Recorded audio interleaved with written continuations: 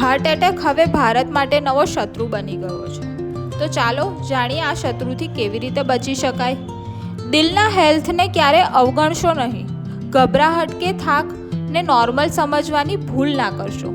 Blockage પહેલાં કોઈ લક્ષણ દેખાતા નથી, એટલે ટાઈમ પર સ્ક્રીનિંગ ખૂબ જ જરૂરી છે. જંક ફૂડ અને માંસાહાર બંને દિલ માટે જોખમી છે. અત્યારે ટાળો, નહીં તો ઘણું મોડું થઈ જશે. આલ્કોહોલ સ્ટ્રેસ ઓછું કરે છે એ વાત ખોટી છે. દિલને એ સીધું નુકસાન કરે છે. હાઈ બીપી અને કોલેસ્ટ્રોલ બંને હોય તો રિસ્ક ડબલ થઈ જાય છે.